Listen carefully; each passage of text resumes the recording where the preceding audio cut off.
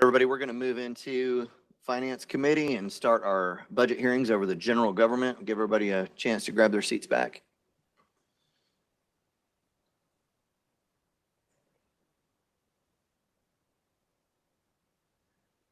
All right, last week, for those of you that may not have been here, the chairman requested that we add 2 additional hearings to finance to continue to ask some questions prior to voting on the budget. As a body, this week we're doing general government. Next week we will discuss the school system's budget again in a budget hearing. So at this time, this is a committee meeting. As people get back in here, I'm going to open the floor for questions. And Mr. Chair, I'll turn it over to you with the lights if there are any with specific questions, or there might be a few coming in the door as we speak. General government, going into budget hearings. Commissioner Baker, did you want to kick us off, sir? What if I don't have a light before you?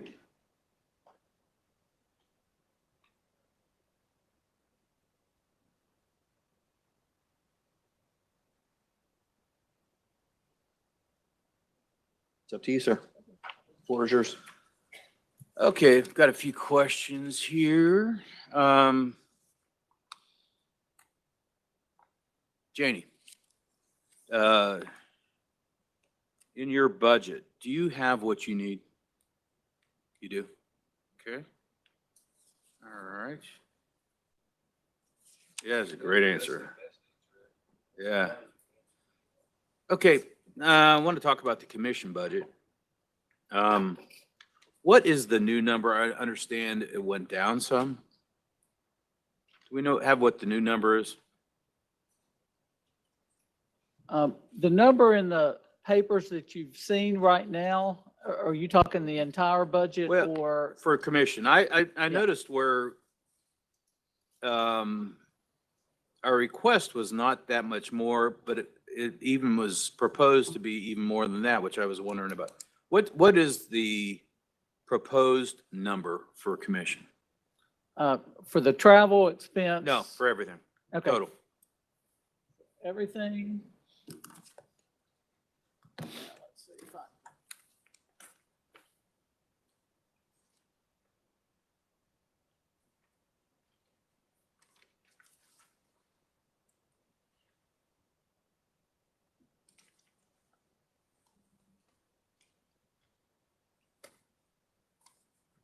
Yeah, the total request for the total in the proposed budget for the commission budget is $1,178,333, which is a $114,000 increase over last year.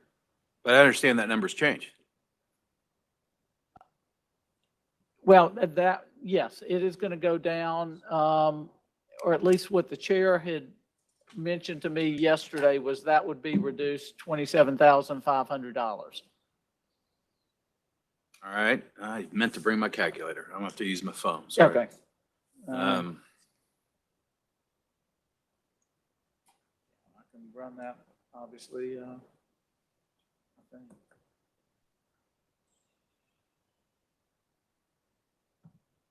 And how much did it go down by? $27,500. Yeah, so it would go but your budget would go now to $1,150,833. Yeah, that's what I got.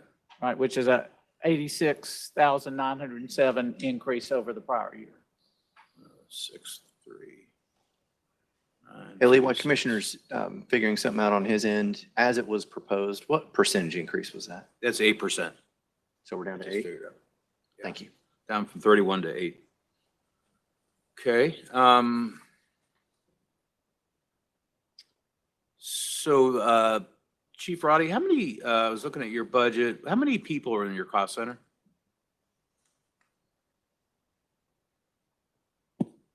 Off the top of my head, sitting here, sir, I don't know that I could answer that down to the one. Now, one. One? Okay. I'm referring to all of county general government that answers me as I thought you were going with the question, Commissioner. Sorry. Chris, your budget, is up a little bit. Do you have what you need? Okay, thank you. And then I had asked the question to Lee of emergency management, in between 23 and 24 went up 19%. And your answer, just so everybody knows, was, in fiscal year 24 added one full-time, one part-time. The salaries and benefits approximately 151,000. Increased expenses also included across the board raises and some promotional funds, correct? Yes, sir. That was the big difference there, okay?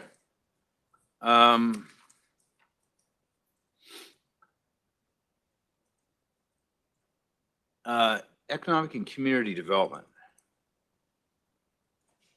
Okay, this, I did most of my comparisons between 2026 budget, 2021. It was up 152%. What was my question there?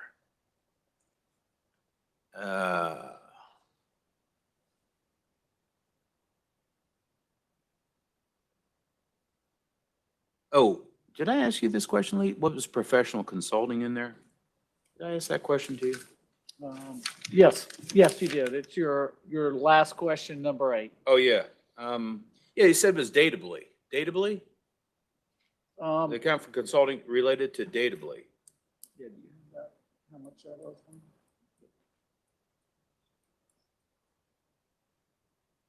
I can get the amount. It was around 20,000 or so. It's a consulting and a program they use for, I think, related to Hamilton Counted and the data that is accumulated and reported. Yeah, and why would that be in consulting? It could be, I mean, it could be in a lot of other lines, but that's, That's there just there where was you- That's where you stuck it. no, but there was some consulting that goes along with that. Okay. That service, so. I feel just like wondering it's why it was appropriate there. in consulting. Public Works looks great, traffic shop, highway department. By the way, thank you for doing, this is so much between Commissioner Eversole and Commissioner Smith and you, Vonda, I mean, and Lee, of course. Thank you for doing this. It's so much easier to look for trends. We'd asked that of the school system. We did get that too, which is great. Yeah, Public Works looks good. Todd, what's waste tire, the waste tire program? TDEC is part of our landfill closure and part of our county requirements require us to do waste tires, so tires don't end up strewn across the county. And so there's a waste tire program that's set up. It has part-time employees at, it's currently at Stanford Gap, and that's managed out of support services. Okay. It's funny, it's got its own cost center. Gotta love it. Okay, back to mayor's budget. And that mayor or Todd or Lee, you can answer. Between 23 and 24, the wages went up by 28%, but then they went down a fair amount. What was reassigned from the mayor's office from a salary standpoint?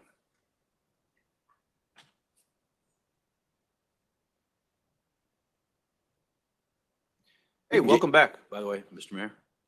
Good to be back. Lee and Vonda could probably give you, I don't know if we can pull them in real time. There would have been one fluctuation before Chief Roddy became full-time. That may have been a part of it. There also may have been, we didn't put the fiscal year 23 budget together. That's the budget we were all elected into.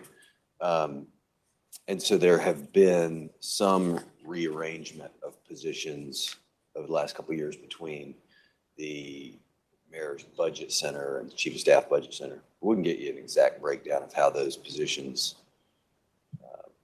for example, yeah, I think we've sent that before, but we'll send where the positions are. Okay, in each yeah, budget because center.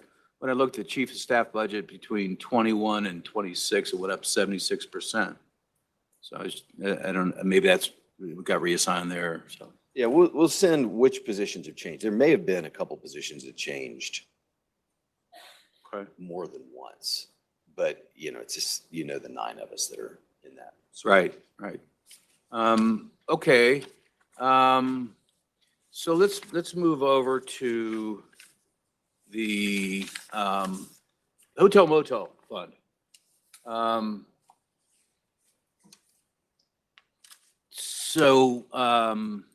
Got Mr. Morrow here, Susan here.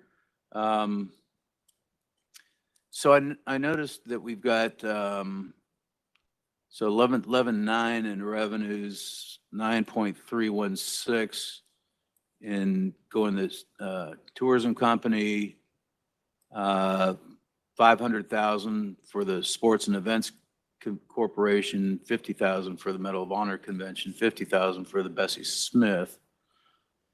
And then we have some other allocations for the debt service fund of 336, tourism and development, downtown development of 700,000, and capital projects fund for recreation. One of my questions, where were these others budgeted before, Lee? What cost center were they in? Well, of course, there are different pieces to it. You can Like- go piece by piece. Well, like the debt service fund. Yeah. What we are proposing in this budget is, if you remember in the 2024 bond issue, about $5 million of that bond issue was to be used for recreational capital projects. So we're proposing using the hotel motel fund to reimburse the debt service fund for the cost of that $5 million projects that would be done. And which that- project? I'm sorry, 5 million for what? Well, I don't know that the actual projects have been identified yet. It's just of the proceeds from the bond issue, we have allocated, and again, that was part of the discussion we had back with the bond issue, but about $5 million would go toward recreation projects.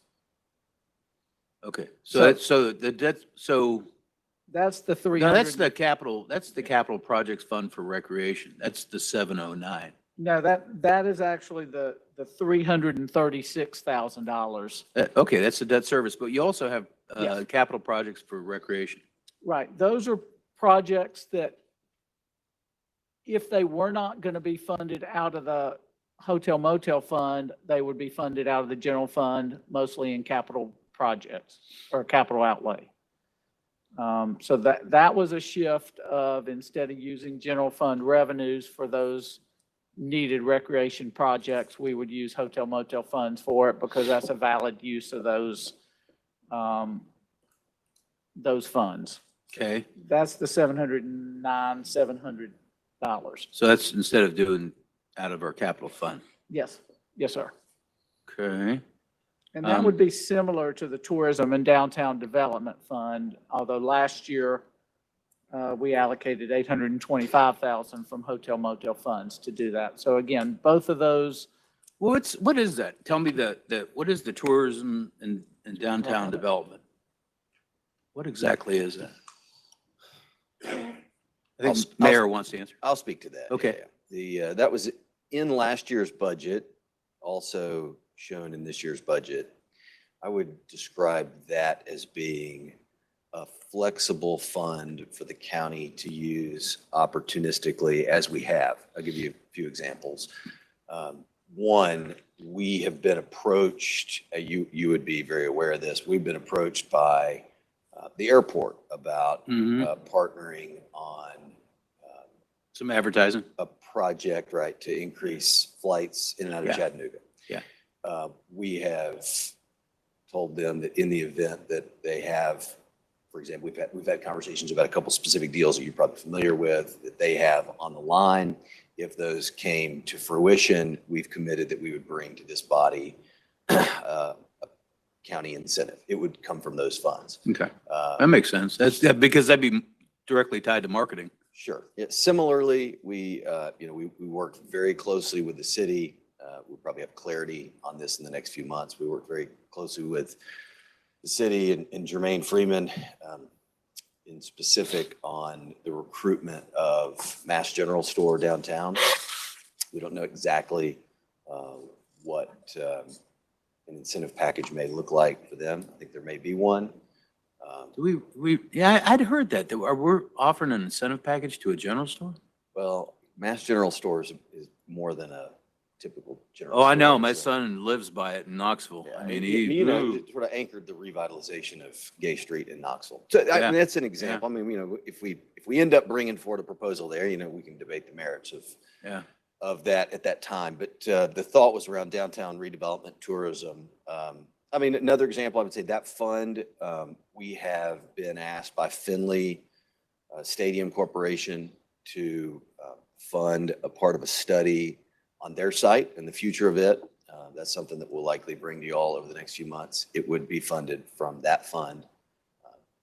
And, you know, as we've pointed out, that would also be the fund where over time, we believe we need to be putting away reserves, you know, in advance of there being debt service shortfall on the stadium site. Part of the reason there's value for us having reserves like this and a fund of this sort is that, you know, the city of Chattanooga, which has very similar hotel motel tax revenue to us, they have reserves into the several $1 million. And so we don't intend to rack up those types of reserves, but for the county to also have the ability to direct funds as we see fit, we think is important. Okay. And these are funds, I mean, you know, this is something, you know, from a purchasing standpoint that Lee can speak to, but no funds leave that, no county dollars leave that fund without approval of this body, not even $50, right? Everything that would come out of that fund would be approved by this body. Okey-doke. Thank you. I appreciate it. That was very helpful.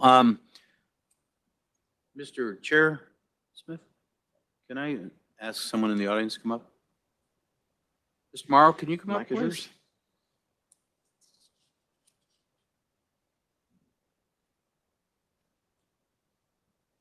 So just wanted to get your thoughts on the hotel motel tax and funding. In general or anything in specific? And let's start with in general. Okay. Wow, I wasn't prepared to do this, but I'll have an elevator talk. Seems to be vogue to quote Senator Watson from this podium. So I'll quote from his comments this morning. The number one thing the state says will drive revenue for all municipalities is business growth and business activity. Sales tax, which then leads to F&E tax. Said it, y'all had all left, but he said it at the tail end. What we're doing right now is we continue to erode promotional dollars to compete in the marketplace across the Southeast and the country to bring people to Chattanooga. All municipalities are growing that fund. All of them are. The state approved a record promotional budget this year in recurring and non-recurring funds. They're investing to bring people here. From 24 to our proposed 25, we're spending less money to do that. That will slow economic growth. And then I'll finish with this. Everybody knows the hotels that are being built in town. You see them, Embassy Suites, the Drury, all of them. We need to attract 2,000 more people per day, as we sit here, to fill those rooms. If we don't, that'll erode revenue per available room, average daily rate, and your 8% that you're all talking about spending is going to be placed on a smaller number going forward. And sales tax will erode and occupancy tax will erode. So do you agree with the premise of us helping the airport? Does that help tourism? we're a primary drive market. I think the airport is very important in having leisure items, but they're bringing people here 150 people at a time on an airplane. We need more than that. We need to go into the markets like Birmingham and Huntsville. I mean, everybody knows what's going on in Huntsville. Go into Birmingham and Huntsville and New Orleans and Atlanta and Nashville. People want to get out of Nashville for the weekend and come spend money here. We need to advertise to them. And we'll be less effective in that market to do that.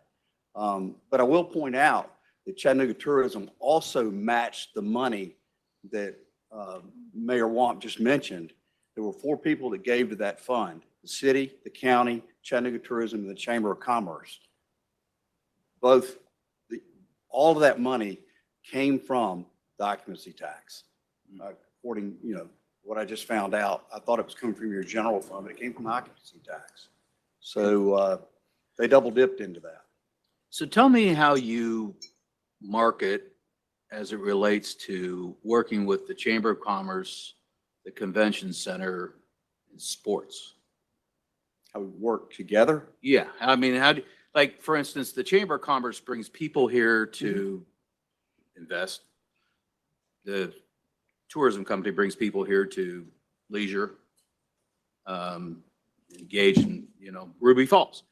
The Convention Center obviously is focused on conventions and sports. So how does all that work together? How do you all collaborate? That's a great question. I spoke to the chamber last week, and I think we're their first cousin in what we do. They bring companies here that invest into our community. We bring people here that invest into our community. And tourism is economic development at its simplest form. When we bring money when I spend money at Rock City, it goes from one bank here to the next. When somebody from Atlanta comes here and spends money, we take it out of Georgia's, we take bacon off another man's hog, as we would say. And that is economic development. We just do it one ticket and one cup of coffee at a time versus bringing a corporate headquarters here. So it's the same stuff, and we work very close together. So yes, and in sports, it's the same deal.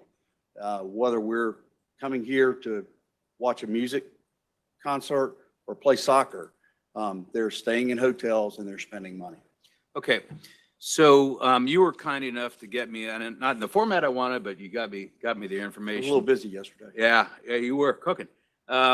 So I was curious, because we've had this conversation before, but in 2021, your wages were $2.277 million, and that went up to $2.7 million in 22 to 3.656, and it decreased to 3.338, and then pretty much flat the next year, down a little bit. Basically, from 21 to 25, your wages went up 46%.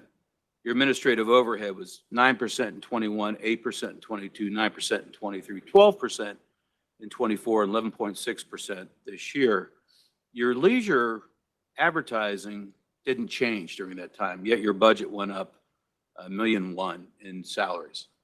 Don't you think that could be adjusted even more to bring it back down to where your leisure, what you're advertising, which is your primary focus, which has been flat for 5 years, whereas sports marketing was $75,000 in 21, 119 in 22, 150 in 23, 150 in 24, and 170, which is basically between 0.85 and 1.5% of your budget. And yet your administrative overhead has gone up. It seems to me there needs to be a bigger scalpel applied to the overhead. I know you just did a reorg with some promotions to reduce that number and put it back into advertising. Doesn't that make sense? And to collaborate closer, certainly with the chamber. We've suggested $500,000 for the Sports and Events Corporation. I personally like to see it at $1 million. I think you should carve that out and then do everything else that you do really well, and then collaborate between sports, tourism, chamber, and convention center. Thoughts? Thoughts? Well, first of all, the 2021 comment comes right on the tail end of the pandemic. I don't deal with those numbers on a daily basis. I'm a volunteer at Chattanooga Tourism, although I spend many, many hours there. And Susan can give you the details on that. 2021 number is a false number. You're coming out of the pandemic. We had lots of open positions. And then in 2023, we did a hire back and a catch up of people's flat salaries. So that's where some of that came from. I remember our conversation when you were chairman, and you told us we needed to take a scalpel to the program, and we did that. We went through a complete overhaul and a strategic planning session of every position at Chattanooga Tourism, what they should do and what we shouldn't do. The result of that is we made some changes and we eliminated some positions, one of which you're proposing to hire back at the county. So we took your direction and now it's being hired back. And so I'm trying to figure that out. We will do, and we have covered, and we will be effective in all areas at Chattanooga Tourism going forward with the budgets that we had coming out of 2024. But the reductions will affect it immensely because we did take that scalpel to it and we did cut back at the board's direction, of which Chairman Eversall's on it, Mayor Wamp's on it, and City Mayor Kelly's on it. Okay. That's it. Thank you. Commissioner, thank you. Thank you. Mr. Morrow, thank you. Any other questions from commissioners at this time? Commissioner Shipley. I never did fully understand Commissioner Baker's first question about the commission. Is that about salary? Is that about our, what was all that about? That was about the travel. Okay. Travel funds. What is now our travel number per person? How much? Lee, you want to confirm what the latest proposal is, what it was or what it currently is, and what is the proposal to change it to, please? Yes, currently, the fiscal year we're in right now, each commissioner gets a $15,000 allocation for travel, expense, or discretionary purposes. Yeah. This budget will now take that, after discussions yesterday with the chair, it's going to take it from $15,000 per commissioner to $17,500 per commissioner. All right, what was the $27,000 cut? Where did that come? Well, originally, when we released this proposed budget, that allocation to commissioners was at $20,000 per commissioner. Okay. So basically, that's to reduce that down from 20,000 to 17,500 times 11 is the $27,500 that we will be reducing it from the numbers you have in front of you.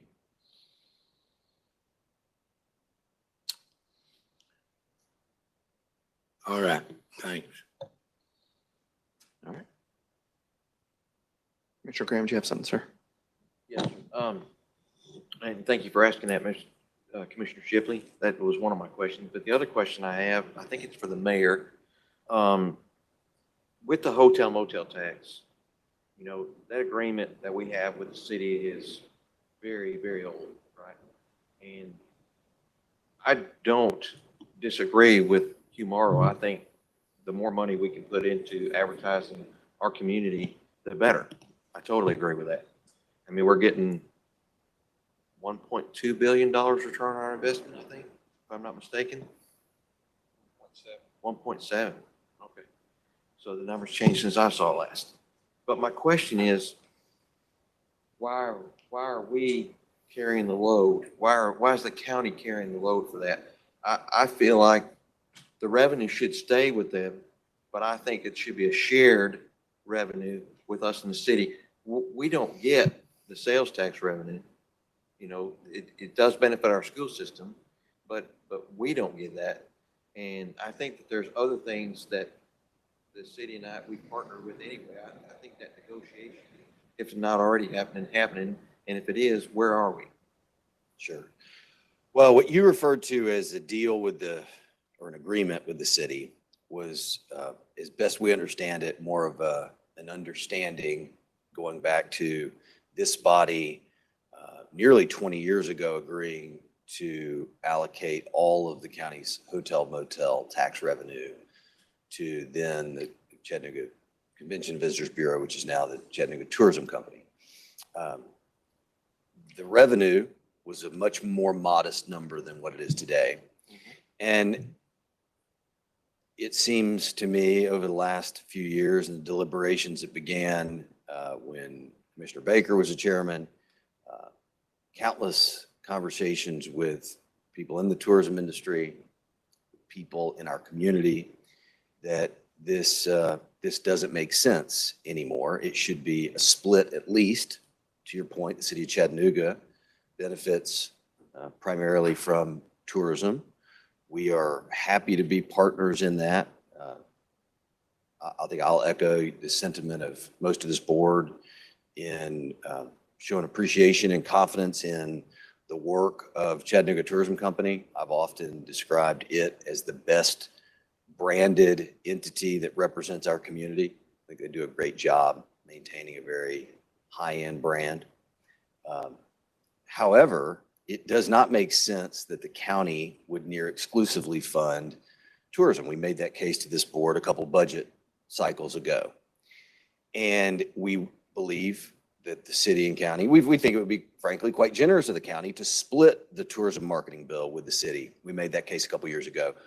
We only see movement in that direction if we draw lines.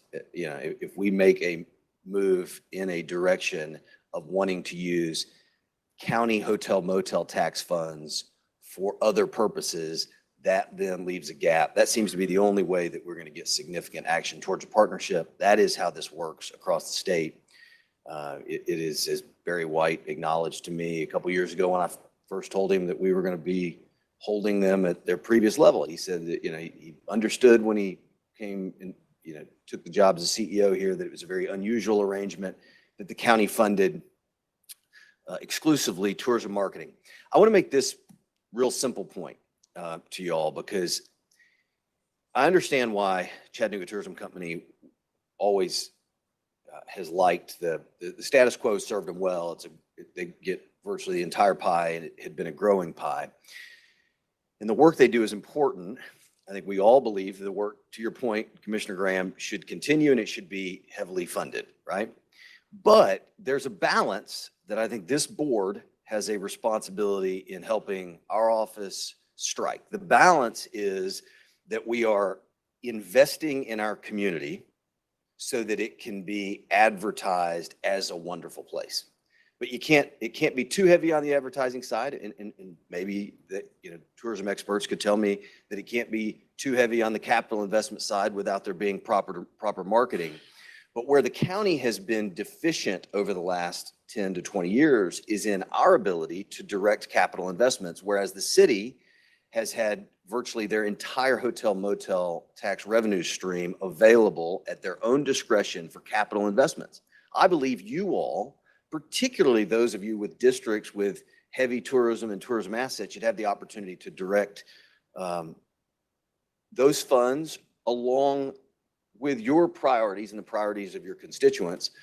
You know, Commissioner Smith and I share, and certainly Commissioner Shipley, I know, is strongly supportive of youth sports facilities and quality youth sports facilities. I would argue for this to be known as one of America's better mid-sized cities, one of the areas where we're really deficient in the Chattanooga area and Hamilton County is we're deficient making progress, but we're deficient in youth sports facilities. They really don't reflect the caliber of our community. Well, that's an example of something that if we can get to a better balance for how tourism marketing is funded, the county can take a countywide approach and set countywide priorities to how we direct these funds and can make investments. And this is I'll close with this.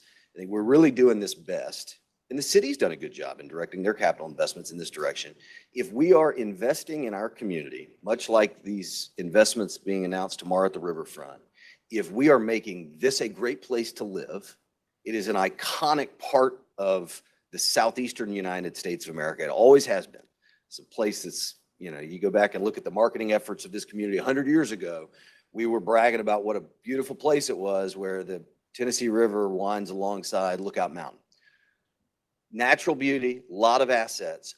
Are we making sure that we're making investments in our people that will in turn make this a place that tourists from these communities that Mr. Morrow referenced are certainly going to want to come to, right? I mean, I don't doubt the importance of the marketing, but I'll say also as a 38-year-old dad of 5 looking for fun weekends with my kids, I'm not susceptible to the marketing efforts as much as I am. I see pictures on social media or friends send me their own lived experiences from great cities. If we do things like we are planning to do on the Chattanooga riverfront, people are going to come here over the next decade and they're going to go and tell their friends and Instagram their incredible experience on the banks of the Tennessee River. And so there's a balance here that I think we've lost sight of because of this tradition that the county exclusively would fund would fund with its hotel motel tax revenue, tourism marketing. We've lost sight of the balance we need to strike in making sure that we're investing in our community in a way that benefits both our people and their lived experience in their communities, and then will in turn boost tourism. So, Mr. Mayor, is there negotiations happening with the city? Well, we've had these conversations going back 2.5 years ago with Mayor Kelly. And, the reason that I have said before it's analogous to the old shared sales tax deal where finally there was just a very abrupt change, right? Many people have suggested, including members of this commission, that we should just cut tourism budgets in half, the tourism companies' budget in half and move on and kind of force that moment, force that reckoning. We have chosen in this proposed budget what we think is a more transparent, slower, more diplomatic approach. The city has, since we took action a couple years ago, slowly begun to fund the tourism company, but it's still reflected in the proposed budgets of the city and county. It's still 90% county, 10% city. And so I just don't know how else to do this, particularly in a moment, Commissioner, where the city is saying things like it's not their role to fund education, et cetera. Well, it's not our role to only fund tourism marketing. Okay, so we're trying to be nice about this. I totally recognize why there are some commissioners who want this to go harder and faster, but I think we've laid out a proposal that's probably not perfect, but I think is sufficient to move us further in this direction of a split of marketing responsibilities. Thank you. Mr. Chairman, can I ask Mr. Morrow a question? Mr. Morrow, would you come up to the podium? Full disclosure, he's my constituent, but do you see a move in the city's funding of your organization? Do you see a move that we're coming to? I don't disagree with the way the funds are being spent. I don't disagree with the amount of money you get. I don't disagree with that at all. And especially the $1.7 billion return on investment, that's phenomenal. Eric just said the 90-10 split. So do you see the city coming to the table and splitting this with us? Since June of 2023, they've gone from zero to a little over $1 million in supporting the Chattanooga tourism. So yes, I do see. $1 billion or $1 million? Million. Okay. Million. But I think it's bigger than that. And I totally agree with Mayor Wamp on this. You take Collegedale, for instance, we've built a Marriott there. Their occupancy tax has gone to $175,000 in Collegedale. They should be at the table. East Ridge's occupancy tax is above $1 million. They should be at the table. Soddy Daisy has Airbnbs. They should be at the table. Signal Mountain has Airbnbs. They should be at the table. I think there's 6 entities that get occupancy tax. They should all be a part of this discussion. It's not just county and Chattanooga. There's over $25 million of occupancy tax being collected. And we need to talk, all get in a room. I can't get them in the room. I'm not an elected official. I'd love to, but we need to all get in a room and decide how we want to spend this money countywide by all the entities that get these funds, not just Chattanooga and Hamilton County. So it needs to be a bigger approach. Okay, Thank you, sir. that answer. It does. Yeah. Thank you, sir. So to answer your question, they are being more amenable to that. Gotcha. Thank you, Mr. Chairman. Good, sir. Chair, any other lights?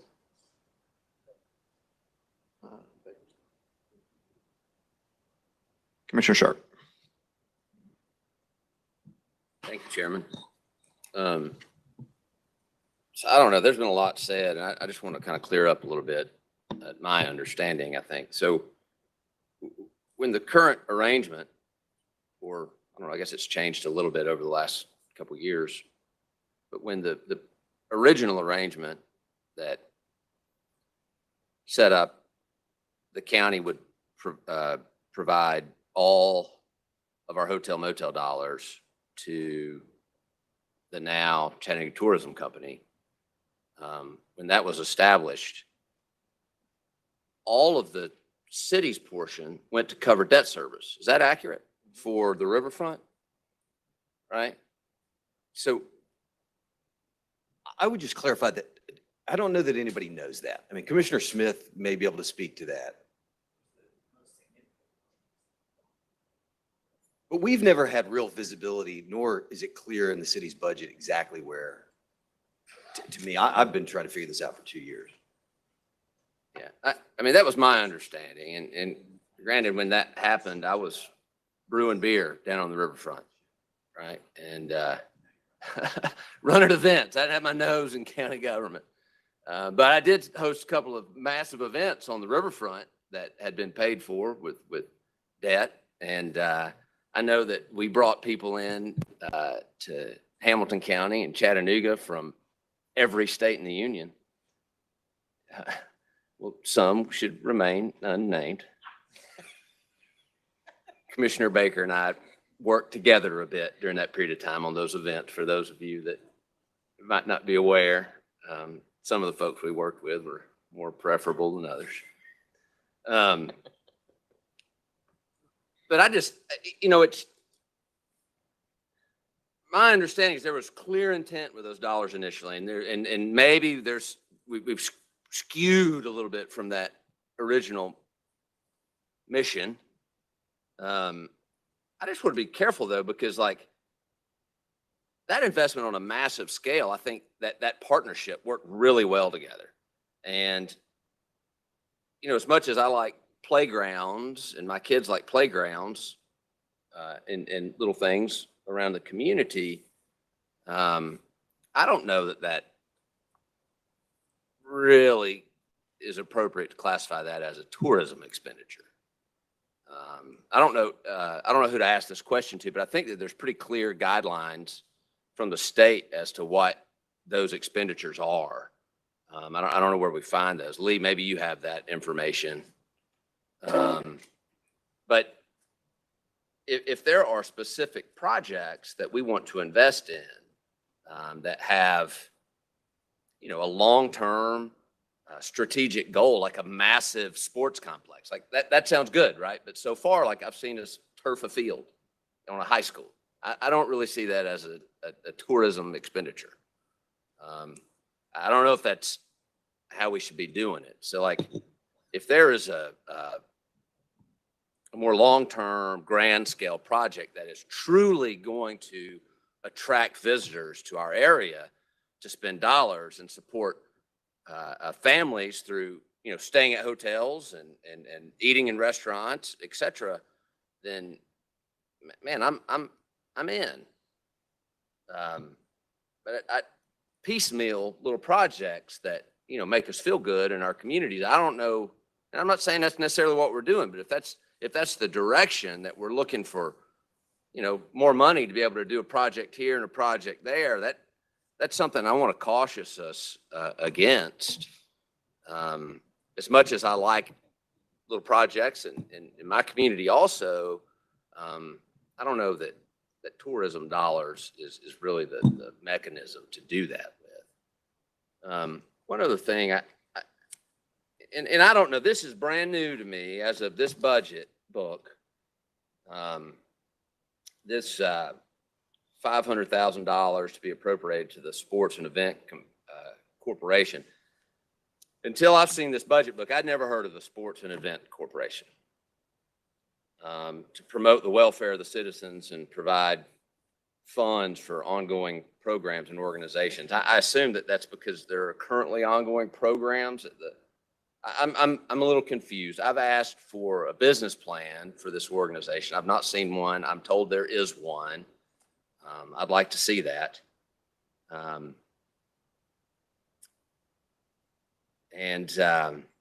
Maybe I can feel a little better about it. I don't know. I'm coming into this dark. It's first I heard of it. I read it here on this page. We've had a lot of groups come in here and ask for money, and I don't recall any time somebody's asked for money. We haven't asked for some type of plan. What are you gonna do with the money? So hopefully I'll see that soon. Because I'm assuming we're gonna vote on the budget pretty quickly. So that would be helpful for me. One other, are there other people who want to talk about this? I just got it too. Okay. That's really all I wanted to say about it, Chairman.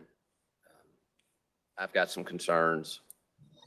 I need to study a little more once I'm provided with the information to look at.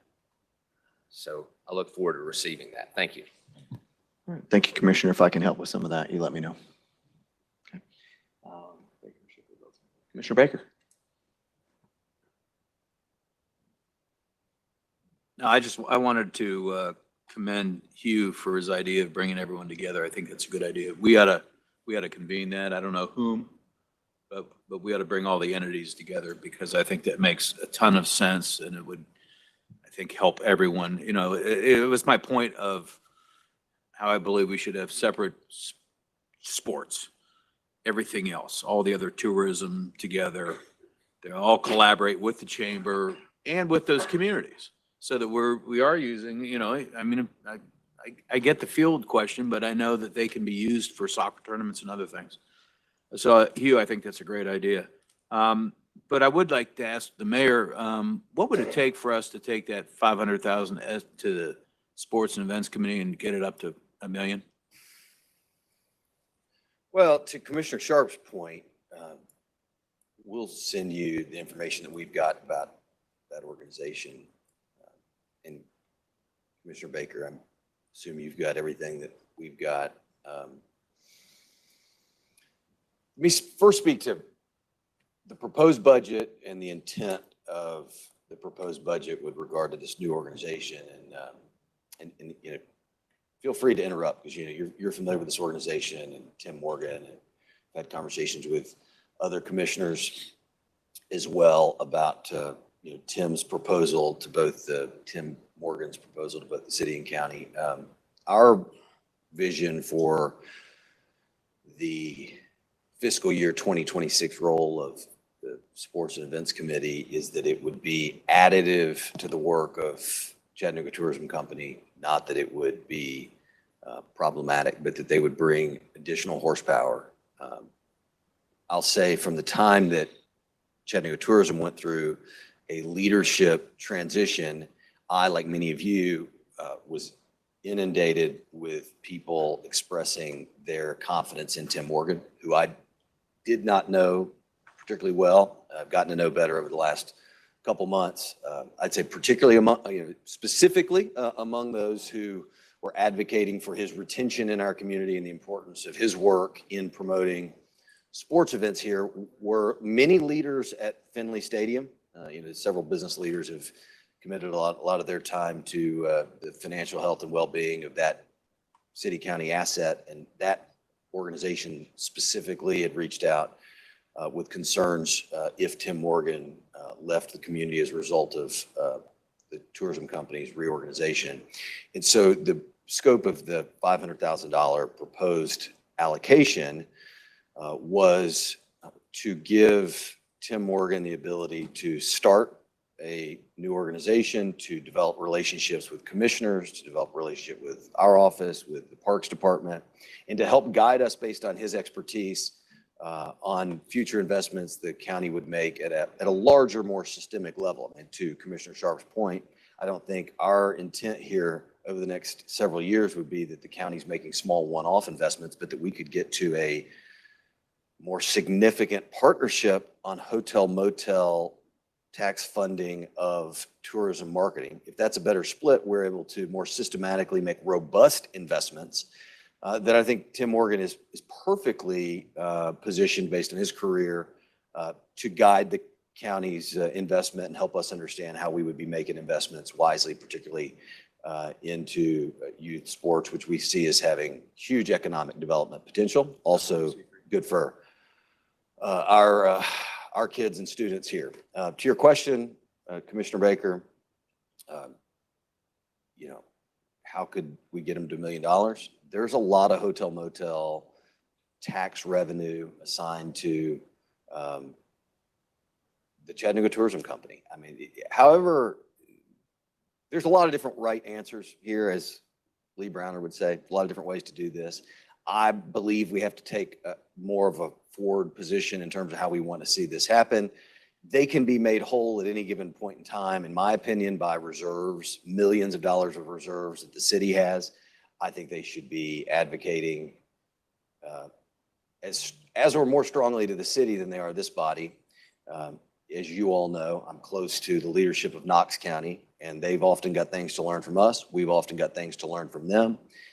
They have very similar hotel motel tax revenue to our county, almost identical hotel motel tax revenue. Knox County allocates 40% of their hotel motel tax revenue to Visit Knoxville.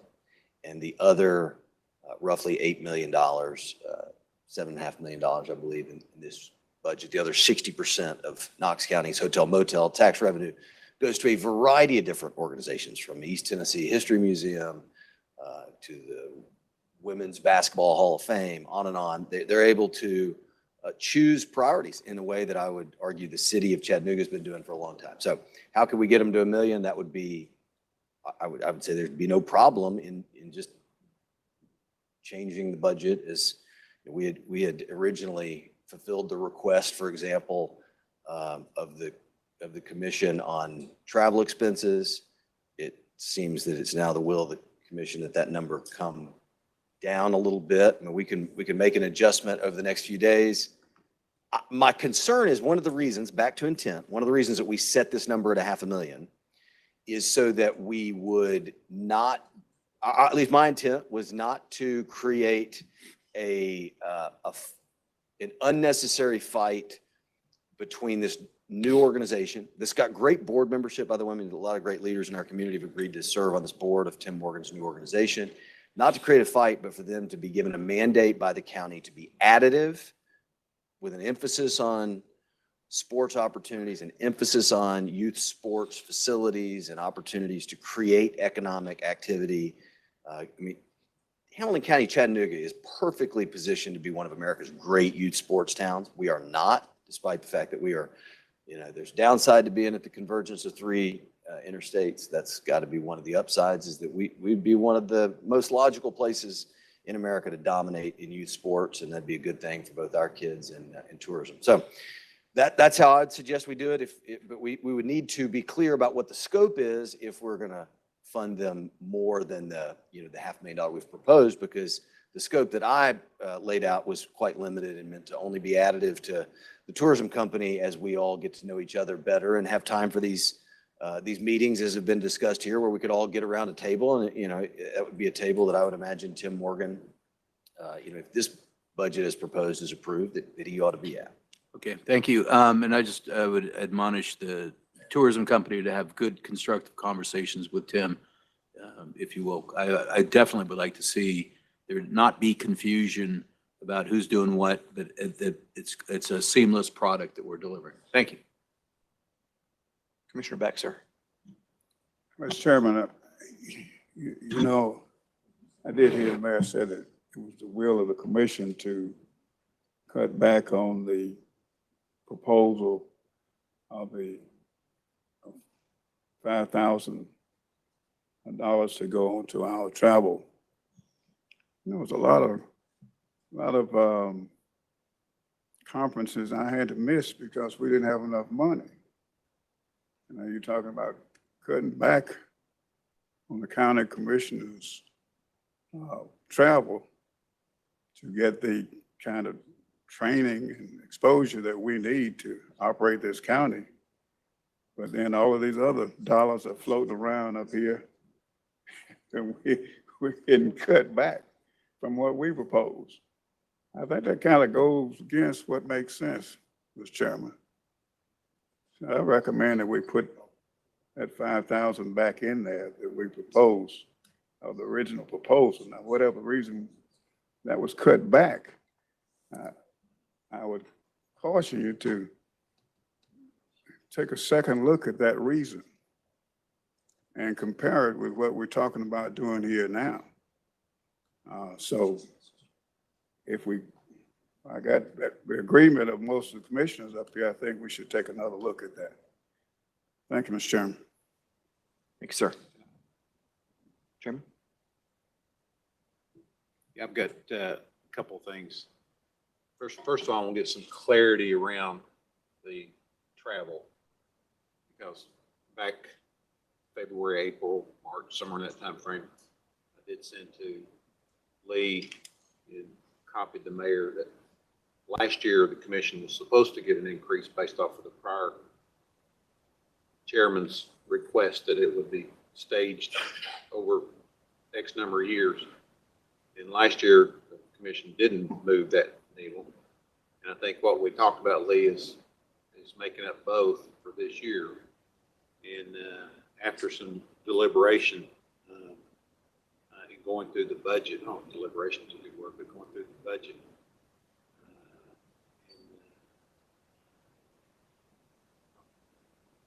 It's not yesterday. We talked Monday. I want to make sure that's clear and it's on the record. We talked Monday morning.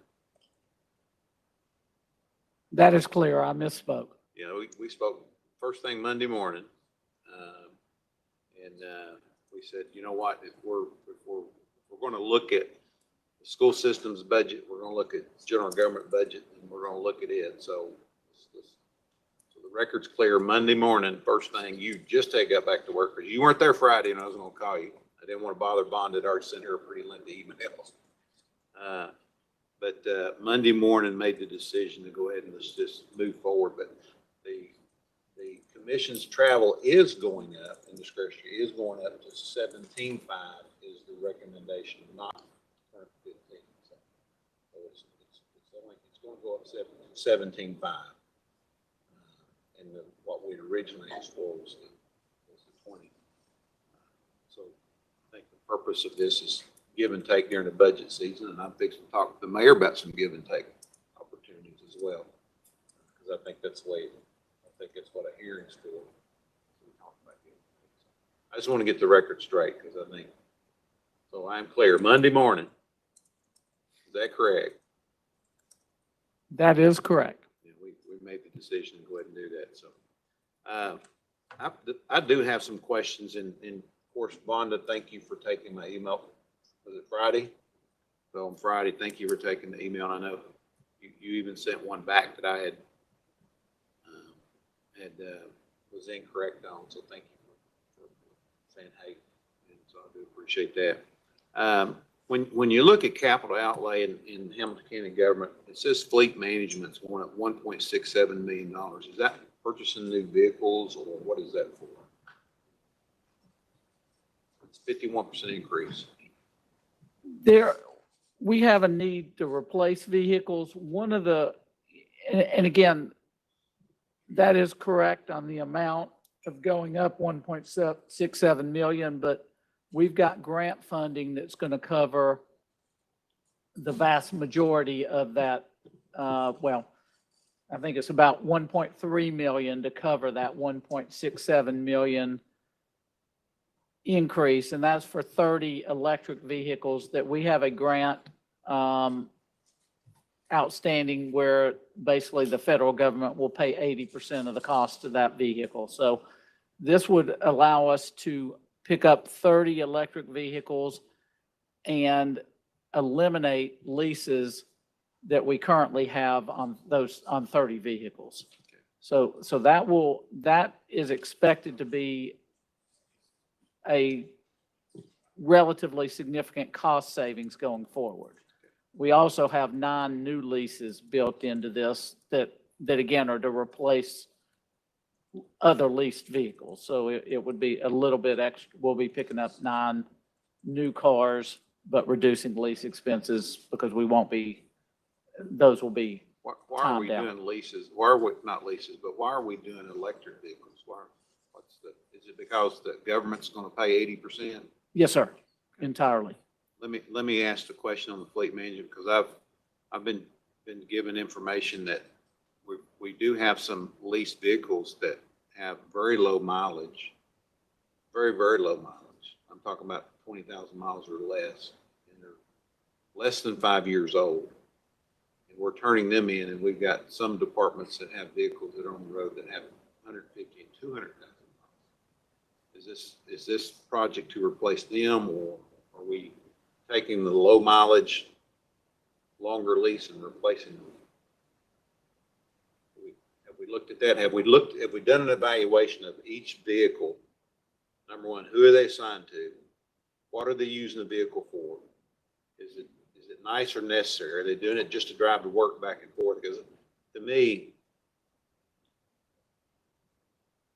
most people in America have to pay their own fuel to drive to work if they're going to their office. And that's all they do is go to their office and back. I can understand somebody going to the office and having to go to a project or whatever. That's different. But just doing the work and back and forth. We got leased vehicles for people that are just going to work and back.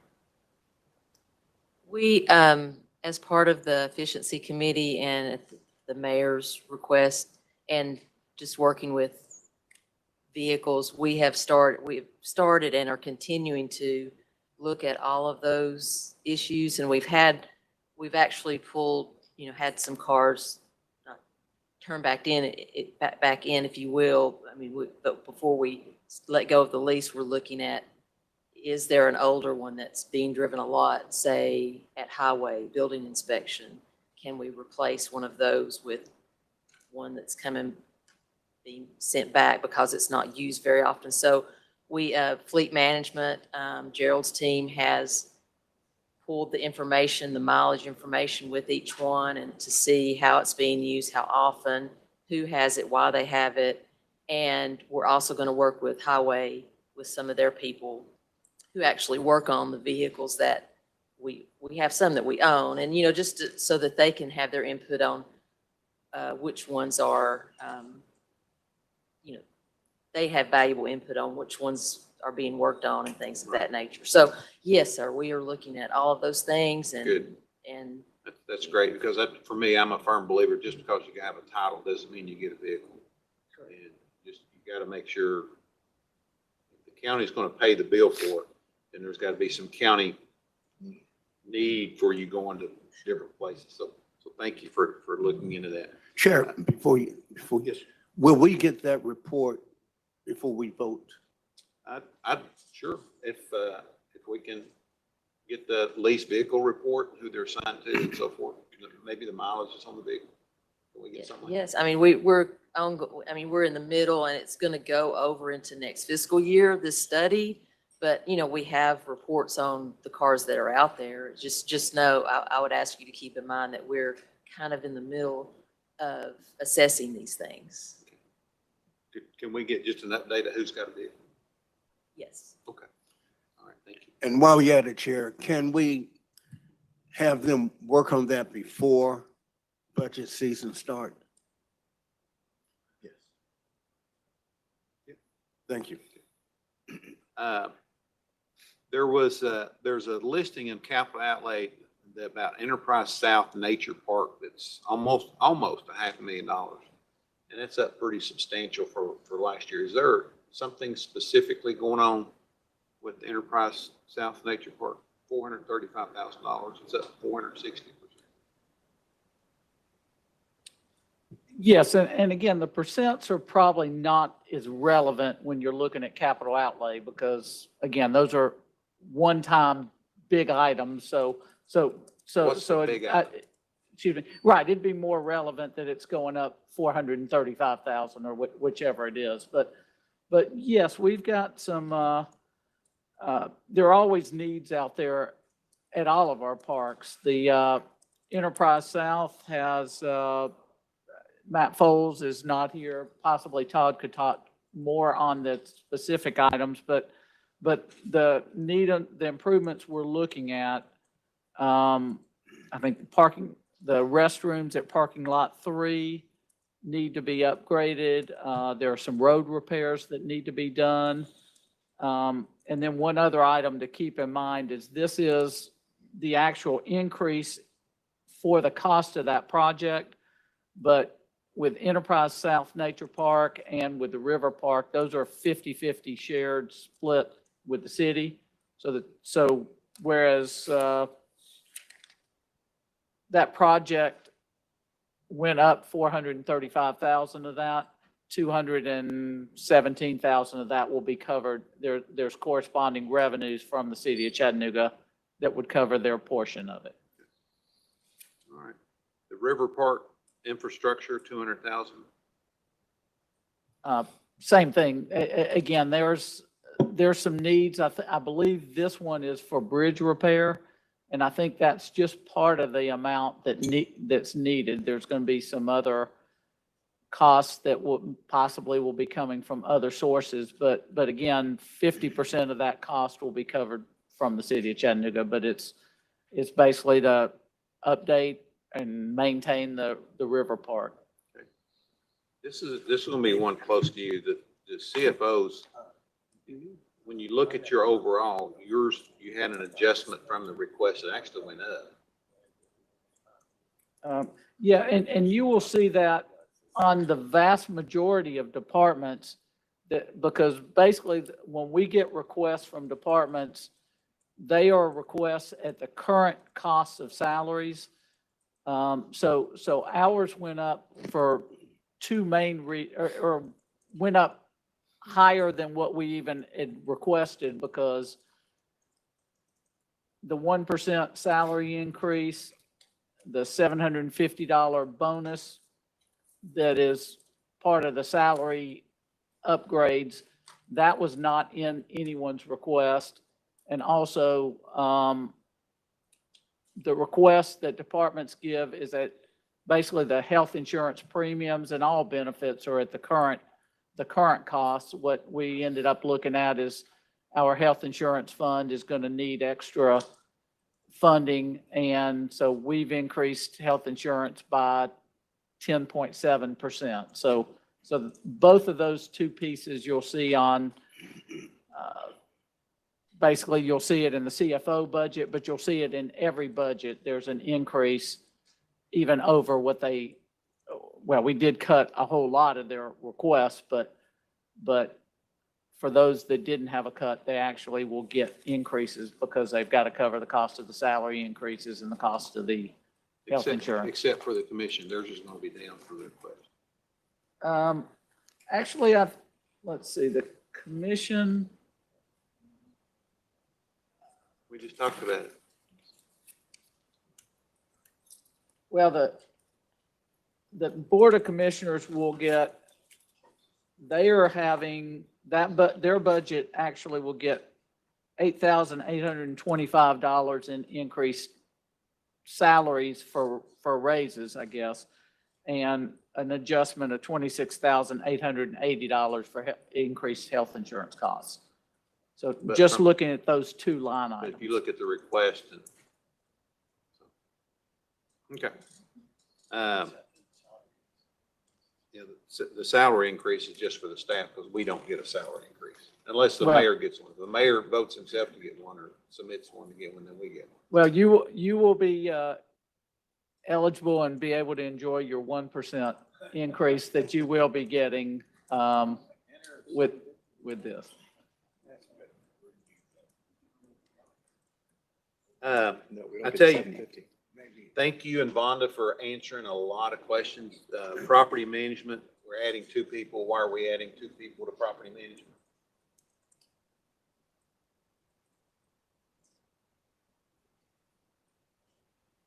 Yeah, well, one I will answer on big picture within Public Works is they actually, each year they look at their staffing and they decide what is the best way to operate their department.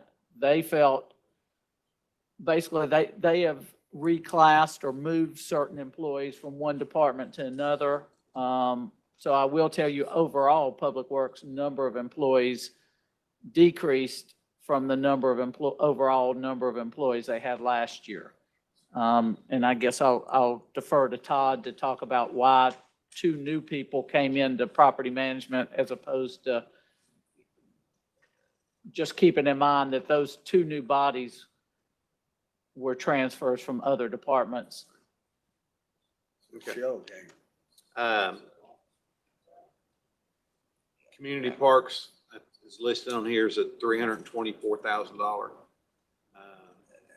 Health department, I sent some questions about this and I did get some answers, but there's some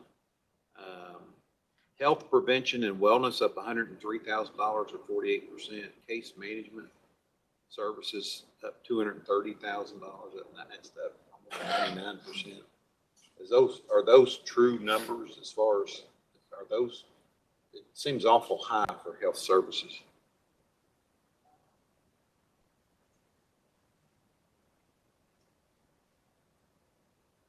Again, I guess I would, Commissioner Mackey, I heard you refer to it as a shell game, and it is not really a shell game, but I can see where in some ways you could view it that way because in general. The man came in here and he said that. Who's that? Somebody's constituents came to the podium and said, we're hiring our friends and neighbors. And I would tell you, I would probably say you'd have to talk with the HR department. We've got extensive efforts that prohibit hiring friends and neighbors that are not qualified. Everybody's got to go through a process, but so I can't really refer to that. But I will say with the health department, again, where your focus is, and those are valid questions of why did these increase? I would want you to overall look at the overall budget for the health department actually is going down $3.7 million. So whereas we always tend to focus on where it increased. Pennies make dollars though, right? Absolutely. And Absolutely. And that's where you got to look at is you got to look at each individual line.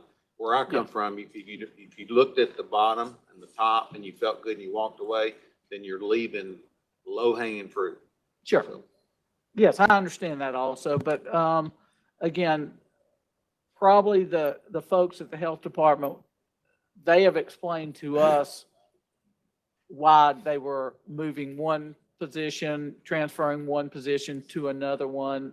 Some of these increases are 100% grant funded. But I'd have to get back to you on anything other than what we specifically talked about. Similar to case management, they added 2.4 positions that were transferred from another department. I could go on with that, but I guess just kind of big picture wise, I would want you to look at least when it comes to the health department, is they are taking a significant reduction in the services that from last year to this year's budget. Well, I know Chief Roddy's been involved in really deep in that, so thank you, Chief. I appreciate that. And just one other, I know Mayor and I talked about it yesterday, the EEO that's on there. I think with the changes in state government that took effect this week. Something we'll be looking at, I guess. And that's really all the questions I've got. But again, thank you for the response, because nailed it on the other stuff. Thank you. Good, sir. Commissioner Shipley. Thank you. I wish the gentleman was still here, but I'm big on this Turpin Parks. That's where the money's at, big money. Next weekend, I'm gonna go with my grandson to Albertsville, Alabama. Not much bigger than Saudi Daisy. They got a complex down there. I'm sure Tyson, Purdue Foods, and I'll help build that. But when we turfed Harrison over there, one of the deals I had with Alex Vaughn and them who run Grand Slam, that they would help keep up and give me some data on that, how it's working. So to give you an idea, it's our first turf complex. The first tournament of the season had 76 travel teams, 45 local teams. Now they estimate that's the impact of 2,273,000. The guy doing this state is what he does for a living. The next one had 42 travel teams with 24 locals, 902,000.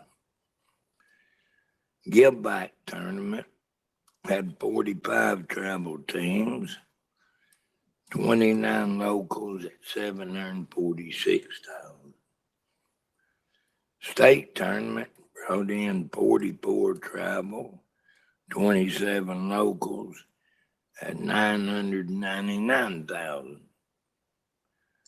And the Mother's Day tournament brought in 42 travel teams and 13 locals and estimated at 506,000. So there is a lot of money to Turpin and getting parks ready. I know Commissioner Smith, they're into the crops.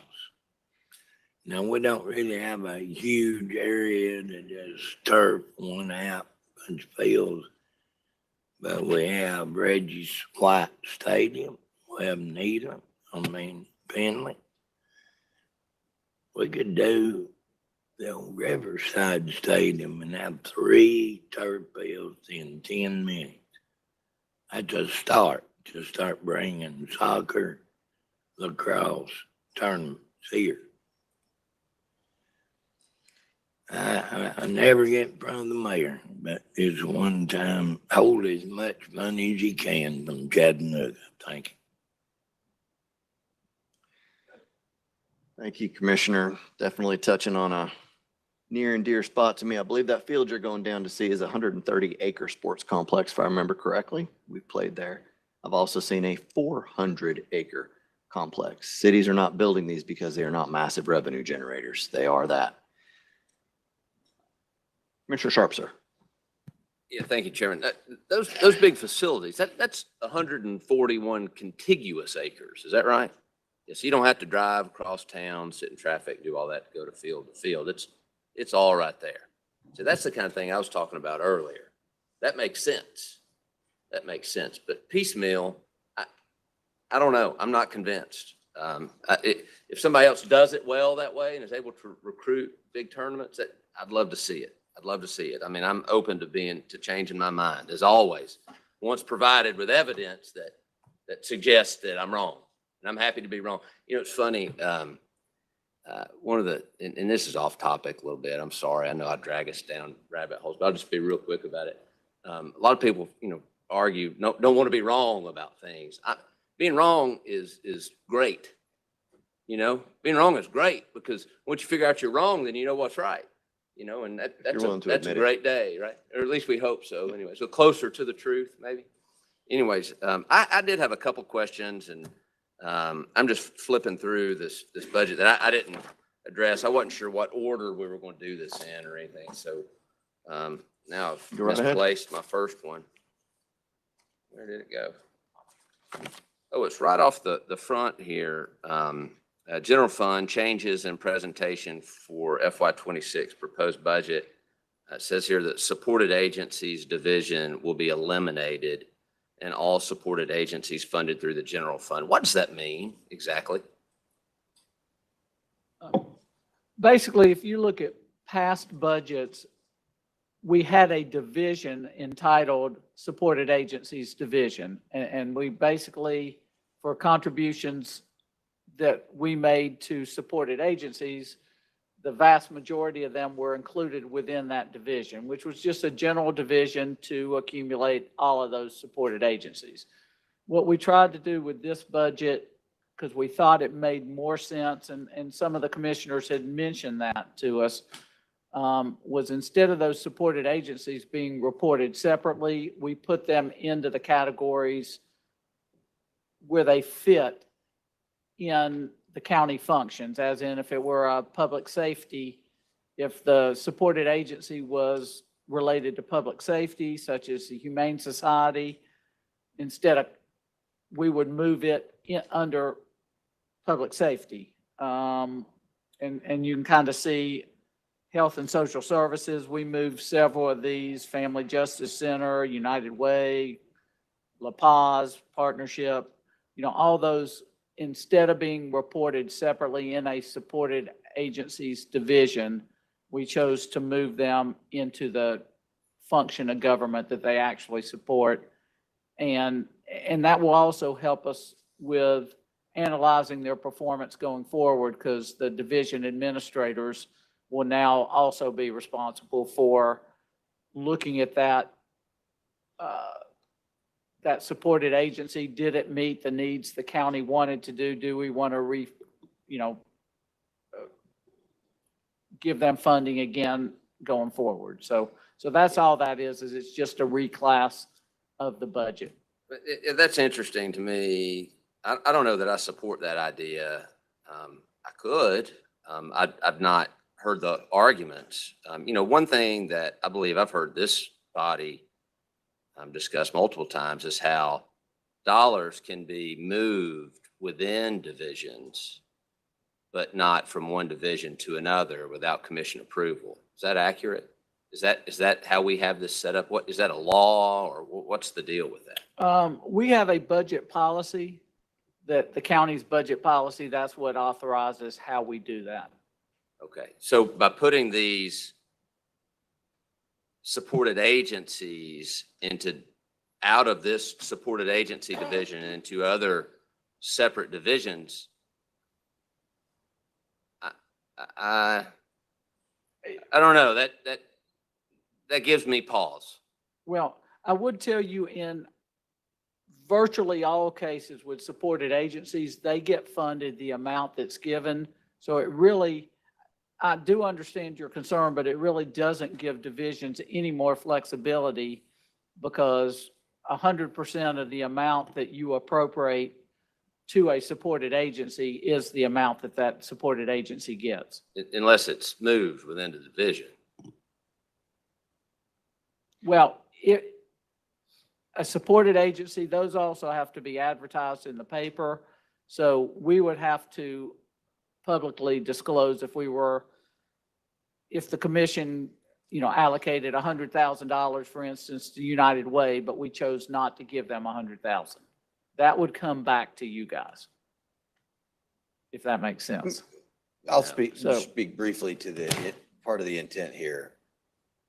That makes no sense. The way that this works is that the funds are cut by check to these organizations subsequent to the budget passing. This is simply an oversight protocol. In fact, going back to the first budget that we proposed, I talked to Commissioner Smith a lot about what should be the standards of supported agencies the county would support. And he said something to me that clarified in my mind a lot of how we've thought about supported agencies.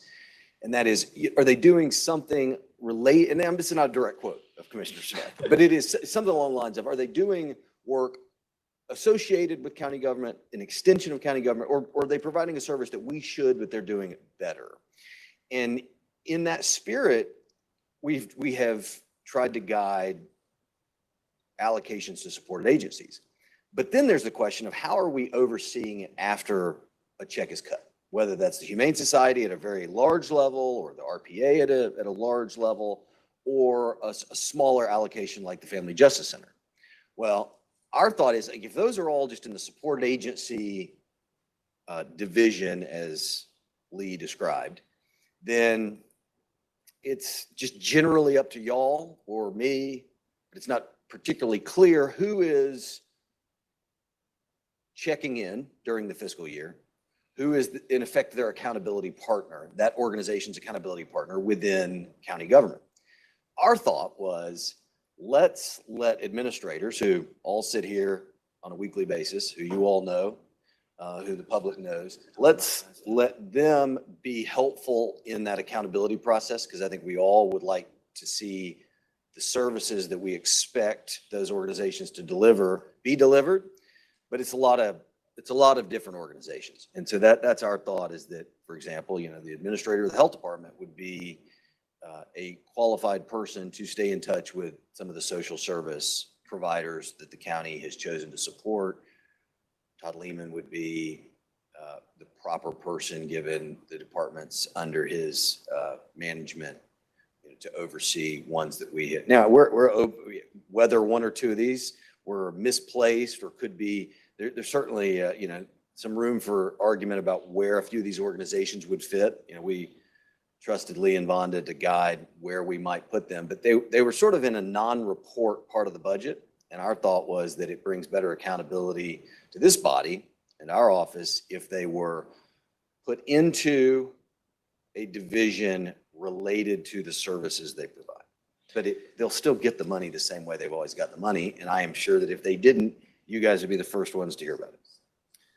I appreciate your explanation. I still see no reason why we couldn't assign a task to a department head or an administrator to oversee specific allocations and maintain our current budgetary process. I would feel more comfortable with it that way personally, particularly because of the conversations that we've had from this dais and the expression from the public about concerns about how money is allocated once it is budgeted. Or reallocated, I should say. That's my opinion. I don't see why we couldn't just assign an individual to oversee an allocation and leave it in the budget as it has been in the past. But I also agree with Commissioner Smith and his analysis of how supported agencies should be funded. If it's work that we would have to do otherwise, they can do it more efficiently because they're also in the space, and we don't have to stand up a whole nother department. I think it makes sense. I would still like to see it in a separate division. I don't necessarily like the change. And these may be dumb questions, right? But I'd rather be dumb for 20 seconds instead of ignorant for a lifetime. So there's a couple of things I want to ask. This under major category, what is material, supplies, and repair parts? $21 million. It's up 6.7%. Is that for? Is this in the? Is this just for like a highway department, or what is that specific? That's a lot of money. I just wasn't clear as to what that was. Okay, two things, and one, if we could go back to that reorganization. I would love by the end of today to have clear guidance on if you want it changed. But, because because that one will require, it can I mean, easily be I done. can't be any more clear. I don't want it changed. Now, if anybody else wants to comment on that or, whatever, that's Yeah, here or there. okay, and, I guess Commissioner Smith or Chairman Eversole, if y'all can give me some guidance later on how you want it. I have, both ways are totally right, so I have no problem. I just need to have a decision made on that. Then back onto the, I think what you're looking at is page GF1. That's right. Yeah, if you go to, starting on page GF7, there is a 7, 8, 9, or 7, 8, and 9 is the breakdown. Now, Okay, good. again, these are by account, but it's for every single department of county government. Then you get further breakdown throughout, but this will at least take that one line item and turn it into 100 line items. Okay, that's for you. helpful. That's helpful for me to understand how to read this. Thank you. I will do that. Another question. See where revenues, we're anticipating up 54.7% in interest. How do we calculate that? How do we formulate that projected increase? Again, we are, in this case, saying a prayer that interest rates will stay at about the level they are right now. And we don't know, but based on how much excess cash we feel we'll have available throughout the year, and based on an estimate of interest rates that we would earn, that is our best estimate of what we have been earning probably for the last 18 months or so. That's a good number, but what it's going to be the next 12 months, that's my best guess. Does that include bond funds? No. Okay. Let's see. Under salaries and benefits, and this may be a silly question, but what is contra salaries? This is GF7.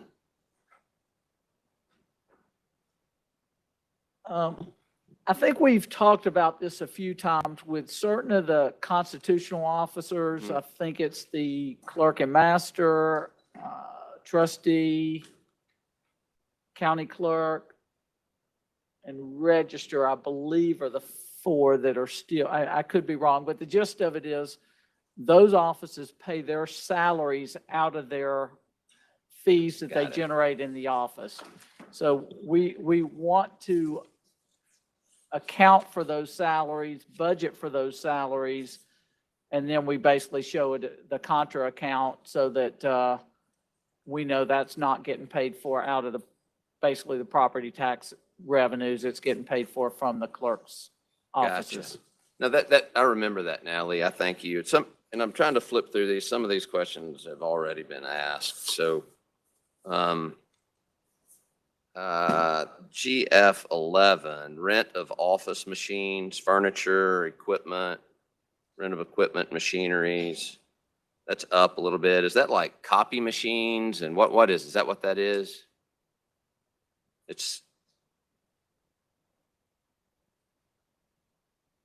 But yes, so that is for, the majority of that would be probably copy machines, I would believe, that are Okay. not long-term leases. Okay. So we account for leases separately from rent, but, we do have some small amount rent on buildings. You can see that the bigger number is the next line, 58002, rent on office machines, which would be copiers. Which 58002. On GF11, Uh-huh. yeah, the Rent second, on office machines, furniture, yes, sir. and equipment, which is up 82,000. It just surprised me. I thought we were saving money on Well- office machines, but And this one's a little unique in that we have changed the way that we're classifying some of the leases. Last year, in fiscal year 25's budget, all leases of copy machines were classified as leases. What we've tried to do to simplify accounting and make it a little bit clearer for us is the minor leases of copy machines, I think, is it under $5,000 a year? Yeah, anything under $5,000 a year for a copy machine rent or for lease of a copy machine, we're just calling rent. Because lease accounting is very, very complicated. Sure. And for materiality purposes, we were spending a significant amount of time on something that really wasn't that significant. Sure. So we're just calling it rent. Thank you. The, over on GF 12, building improvements, down $6.4 million to $32 million. So I guess we're not going to be doing a whole lot of building improvements in the next year. Is this something that we anticipate being repetitive? It's 59004.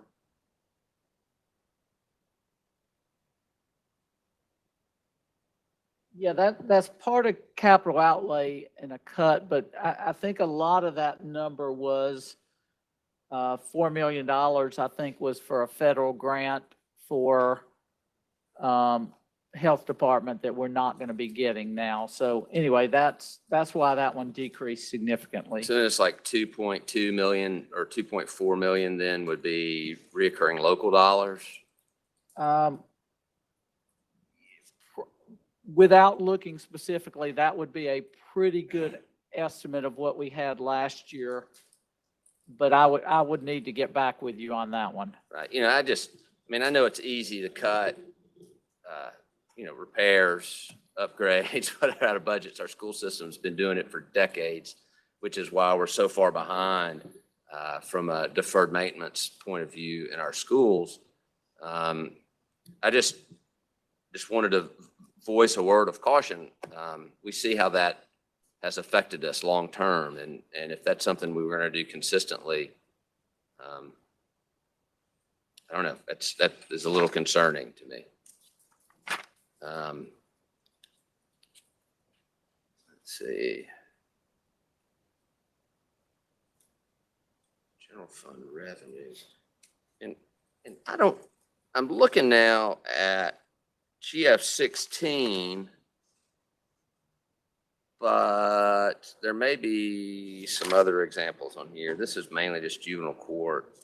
And I felt like I had another page mark with regard to the conversation around fees. I know that there were a lot of fees increased this last year, but the revenue here is a reduction. Do we have a projection on additional revenue over last year from the increase of fees? Do we know what that is? And in all fairness, that's a question that may be hard to find. And I did not give that to you ahead of time. So if you don't have an answer readily available, I understand. Well, I do have it, but I'll have to, yeah.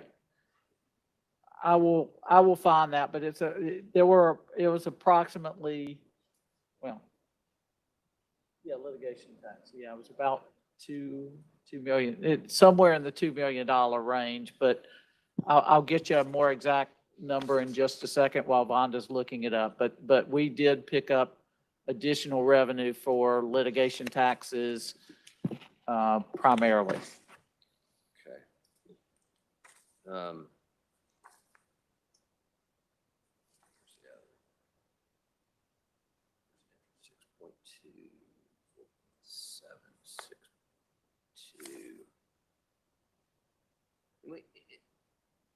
And here again, this may be the same answer as from my GF5 question about interest, one from 4 million to 6.2 million. Here we have interest on GF20. It says 3.6 million to 6.2 million. What's the difference there? Is that the same thing?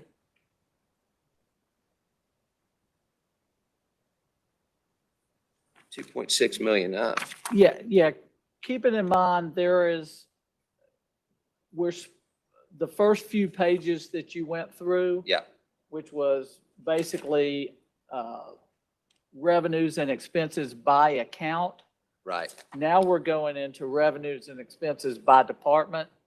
So yes, interest is, if you remember, you asked the question on interest on GF1, it going up $2.4 million.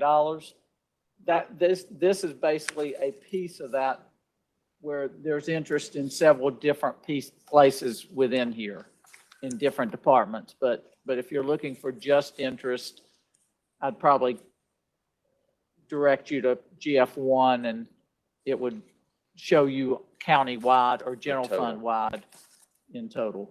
Okay. So then there's some other areas where it's less, I suppose. That's correct. Yes, sir. Okay.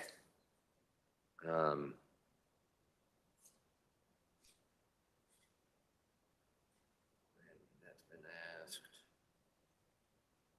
That's been asked.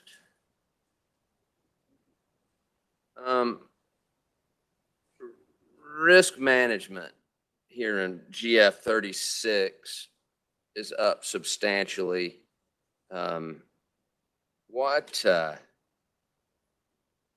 Looks like probably 2 positions. Is that, what are those positions? That is correct, and that's part of the study that Baker Donaldson is Right. doing now with compliance, that we're looking, we're not sure what the result is right now. That's one of our, I will say, one of the very few soft and fluffy stuff in here where we basically have 2 positions that we're not certain how much it's going to cost to hire them and whether it will even need 2 positions. But we wanted to put some provision in. What are the 2 specifically? I'm just curious as to what your thoughts were on that. Okay.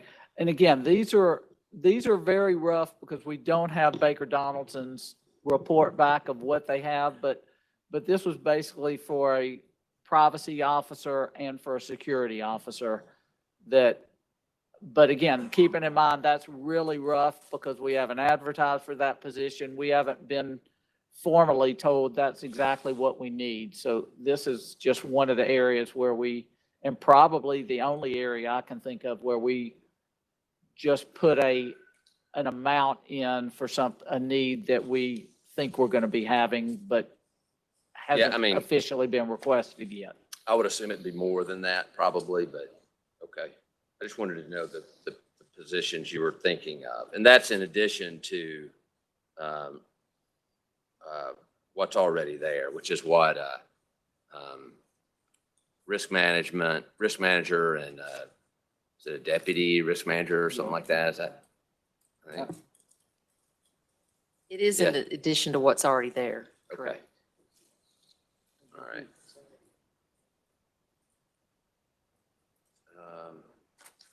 I'm almost done, y'all, I promise. Yeah. Commissioner? Lee, I want to thank you for looking into that. I mean, we have looked at Baker Donaldson and making some provision. You're using foresight, and I just want to tell you, I appreciate that. Thank you. Yeah. Let me see here. Really, I think the only other thing that really stands out to me, and it was highlighted in a recent article regarding poverty in the Hamilton County area and food insecurity. And I noticed that we've completely zeroed out our contribution to the Chattanooga Area Food Bank. And that's something that personally is a little perplexing to me. I would prefer we not do that. I will, if I could add, unless Claire, do you want to speak on this? Okay. Yeah, we have, that is correct. Last year, during the budget process, we had, basically it was discussed that was going to be a use of opioid funds to fund the food bank last year, and it was one-time money. I will tell you that at least right now, I don't think I'm speaking too far in advance because in a couple of days, there'll be a resolution on the agenda where we are proposing another one-time use of opioid funding for that need, but What's that going to be? What's the dollar amount on that? Do you have an idea? well, right now, at least, and again, keep in mind, this is the draft, but yeah, the same of $50,000.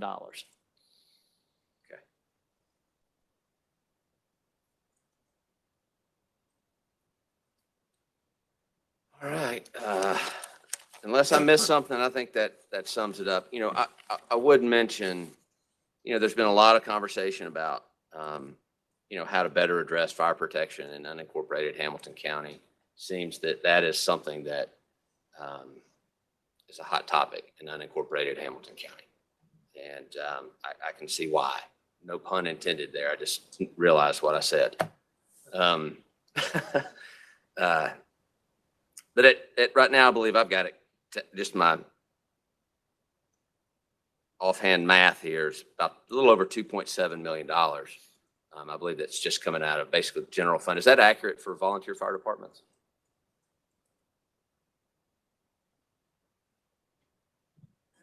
If you want to give me a minute, I can look it up, but that does sound correct. It's in that neighborhood. I can give you the exact amount. It's, I don't need the exact amount. I guess all I was getting at is like, I would really like to see us working towards a sustainable source of revenue to better support our volunteer fire departments. Something that doesn't just come out of the general fund for a lot of reasons. One, it is becoming more populated in our unincorporated areas, and enhanced fire service is more needed because of that. But also, I mean, the folks in my district, we pay additional taxes for fire service. And, not that I don't want to help folks in unincorporated Hamilton County, I do. But, it was brought up by the fire chiefs that, some folks out there just don't pay their dues. And that's really not, I'd like to see something set up more concrete where it's shared across the county and not just by request to ensure that these guys have the resources that they need. And if that's something that we could work on in the coming months, I'm happy to help. I would like to see that happen. So that will conclude my questions. Thank you, Chairman. Well, if I could clarify on the volunteer fire departments, including the emergency agencies such as hazmat and Hamilton County Rescue Squad, et cetera, and STARS, our allocation this year is $2,934,677. Yeah, I hadn't added support, those other supported agencies. Right. So thank you for doing that. That's a substantial expenditure. I think a dedicated revenue stream to be able to support that at an enhanced level. I think that would be something that we should move towards sooner than later. Thank you. Thank you, Chairman. You bet. Thank you, sir. Commissioner Shipley, you've got the last light, sir. All right. I'm going back to the first question of the day. Why was our discretionary money cut? Lee, let me cut you off there right before that. I want to make sure that we're saying something appropriately. It wasn't cut. There was a recommended increase that was reduced. 5,000. Recommended increase of 5,000, reduced to 2,500. I just want to make sure that what's currently there today is not being cut. It was Right. the increase that was reduced. So I guess why was our ask that we thought it might be cut to 25? I mean, I'm just asking. Do you want to answer that? I can answer. Okay. When the budgets came out last week, a couple commissioners called me and asked me about it specifically. Asked me why it was, that they wanted more, but thought that was too large of a jump. So I made the decision on Friday that, maybe we need to pull back. Instead of it being 20, let's take smaller increment in jumps and go to 17.5. But ultimately, it's your decision. If you want it to go to 20, then take 6 votes. Well, that don't help us personally. It don't do anything. It does help youth organizations, not just sports. It helps our schools. It helps our teachers down there to buy supplies. I agree. Our What do you want it volunteer at? fire departments, wherever we want to put it. I like to see it stay the 5, but let everybody else make their call. If during this, if you guys want to see it stay to 5, Lee, if you get 6 phone calls that says, let's take it back to 5, then take it back to 5. I'll leave it to the will of the commission. But I think And then it needs to only go- if I could ask, please make those phone calls today if possible. I'll have my phone till midnight. But Friday, I made the decision to cut it in half. And I didn't want to bother Vonda with it because she'd already received a bunch of notes from me. So I waited till Monday to make that decision. All right. Are you done, sir? Commissioner Shipley? Yeah. Okay. Commissioner Mackey? Thank you, Mr. Chair. Mr. Chair, I want to concur with what a couple of commissioners have said already. For example, and when it first came up about the reduction, I serve on a couple of national boards, and because there's not enough funding, it's kind of bad and embarrassing to not be able to attend conferences like the National County Commission Association Conference. And at these meetings, we get a lot of ideas that we can bring home. Counties around this country are dealing with the same issues, and some are further along in solving those problems.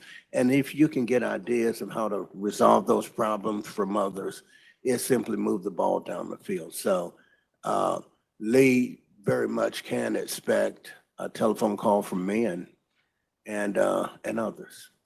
Thank you, Chair. Lee, I'm counting at least 2 so far. Commissioner Sharp, do you have your light on again, sir? I did. I'm sorry, Chairman. I just remembered a couple of things that I wanted to mention. I don't know. It oftentimes like money's found or moved or unexpectedly revenue comes in. If we do have any of this unexpected revenue materialize, I would like to advocate that we work real closely with our school board and see if we can't get that money to support step increases for teachers in Hamilton County Schools. I know it's a big number. Stranger things occur. But one other question I had, it was mentioned, a couple weeks ago about a desire or a thought, a consideration for changing the way we manage additional leftover revenue, whether it goes into the fund balance or this reversionary process. I don't know. I hinted earlier, I talked a little bit about, piecemealing things, a ball field here, a park here. I'm concerned. I am concerned. We talk a lot in here about how we don't have enough money for roads. We don't have enough money for growth. We can't support the growth. Our schools haven't been maintained well. Our wastewater, how are we going to build a wastewater plant? All these different things, these big things that seem like unattainable. So like a lot of that we've done in the past with fund balance. And I know our fund balance is getting bigger and bigger, or it had been until the last year or so. But things are getting more and more expensive. So I'm a little concerned about that proposition. I think we need to be very strategic with those dollars to address big issues. I like feel-good projects as much as the next guy. But we have some real big hurdles to get over in the county. And, I'm not sure that reversionary thing, I need some more clarity on it. I don't know if that has anything to do with the way we're doing this budget. Maybe I should ask that question, Lee, or is that something that we're going to have to address down the road? Yes, that will be something that will go into a potential budget amendment next year. It does not affect this year's budget or this year's, the fiscal year 26 proposed budget. It would be an amendment to the proposed budget if we end up having a surplus for fiscal year 25 and if it's the will of the commission to spend some of that surplus. Well, let me say ahead of time, like, I don't know that that's a great idea. But if that is what comes, I think it should come without specific projects attached to it. I think that's something that this body should be able to deliberate, to discuss where the best place. I don't want to be in a position where it's like, I don't want to build a park for, Birchwood. Because I'd love to build a park for Birchwood, right? But oftentimes it's either you're for something or you're against something, and it's bigger than that, right? We've got bigger issues to look at. So if the mayor's not here right now, but that's just something that has occurred to me. We need to look at the big picture, and maybe in a lot of these cases, think more about the basic services that we're not providing, unless it's something substantial that's going to generate additional revenue for us as an economic development project. I wanted to say that. I wasn't sure how that was going to come up, but I wanted it on the record. So, Chairman, thank you for giving me the opportunity, and Lee, thank you for answering my questions. So you're saying you'd rather fix a road than build a park? I'm saying that public safety, right, is one of our core issues that we have to address. I say it all the time. Public safety, public health, and public education are truly our three major charges. And of course, I typically add that an investment in public education is also an investment in public safety and public health. But I think you're getting in the right direction. I think you're onto something there. I think that's something we do need to look at. We're throwing, in some cases, too many dollars to things and not taking care of the big picture. When you're impacting geographical areas with transportation issues and clogs of traffic, and I'll be the first to say that. You take the new Snow Hill Road, which is Ooltewah-Georgetown Road between the roundabout and Lee Highway, that's a county road. And we have to fix that road before it turns into the Snow Hill Road of today. So I personally, I'd rather us look at dollars like that and fixing infrastructure needs and let that be a first priority. So I agree. Commissioner Highlander, here's the last light I see, sir. I will try to be as succinct as possible. We've been here a long time. I appreciate what my friends have said about the added revenues for the commissioners. I understand Dr. Mackey wants to attend national conferences, and he should be able to do that. I think I had a little bit of money left over one year, and I offered to share it with him. Did I not, Dr. Mackey? And so I appreciate that. And Mr. Shipley made some good points. I'm still concerned. I still go back to the adage, and I think that Chairman alluded to about if you watch your pennies, the dollars take care of themselves, quoting Ben Franklin, that from many years, 200 years ago, if you watch your pennies, the dollars take care of themselves. But, and I want to do that. One question I have, and this may be for our legal advisor, maybe for Lee, I'm not sure. Procedurally, are we within our procedure if we give a phone call to Lee to make a change in the budget now? Is that procedurally correct? You can call Lee anytime you want. Okay, and so, and Lee will make that change with getting 6 phone calls? Okay, I just wanted to check on procedure on that. Lee, you would agree with that?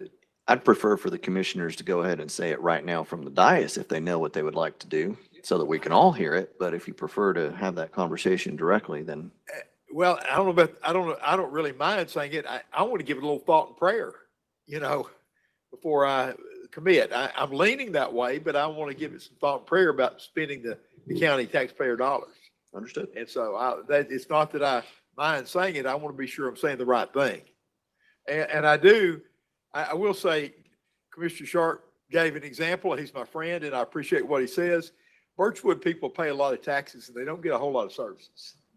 I think that was just an example he was giving.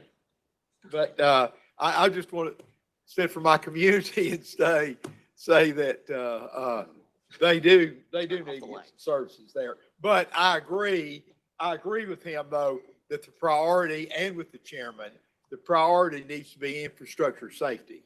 And we need a lot of infrastructure help for safety reasons. I mean, we had a young person that I had affiliation with at Little High School that died on Snow Hill Road. And we have a lot of wrecks going on. So we've got $150 million in road maintenance that's needed right now. And when we've got massive growth coming in, that we have got to get ahead on the infrastructure, not get further and further behind. But thank you for the time, Chairman. Yes, sir. Are we just starting to add more lines? Have we turned those off yet? Commissioner Graham has the, 30 seconds. 15 seconds. Commissioner Graham. I just want to thank the staff. I want to thank you all for your hard work. I want to thank you all for putting this budget together and doing everything that you do, and you do it all the time. We talk about it here and there, and we talk about it on the phone, and you take our calls, you take our emails on the weekends. I mean, you all are very dedicated to Hamilton County. And we got a AAA bond rating with top 3 agencies because of what you all do. So thank you for what you do. Thank you for what you do every day. Thank you for keeping us all on the right path. And thank you for putting up with all of us the way that you do. I know doesn't always come easy, but at least from this commissioner, I always appreciate you taking my call, and I always appreciate you answering my questions and being there for us. I know you all have been working on this for several months, and it's just coming to a head, but it doesn't go unnoticed that you all work very hard for Hamilton County, and I personally want to thank you. Thank you.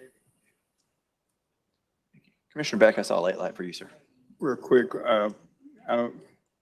you suggested that we take a poll right now. I don't think we can. We don't have a full complement of commissioners here to take a poll on whether we should increase that. And in fact, they haven't even heard of what we just talked about. The only thing I recommended is if you have a preference of what you would like to see that as, feel free to speak it. We're not voting on it. Oh, okay, yeah. I've spoken on my preference, I think, and I'd like it too. But, all right.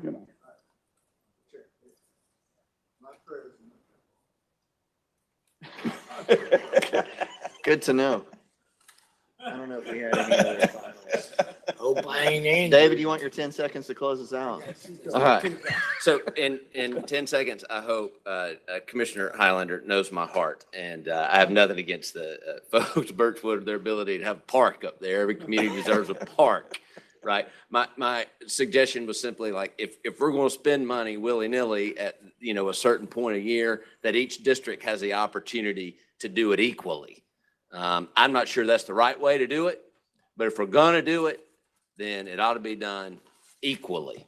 And that's it. Thank you. All right. Thank you, sir. All right. With that, we will conclude our Finance Committee meeting and our last hearing. As already stated, Lee, Vonda, the whole staff, thank you so much for all your work. Brooke, Jennifer, Tricia, thank you for hanging out with us and keeping us straight. Very much appreciated. With that, we are adjourned today.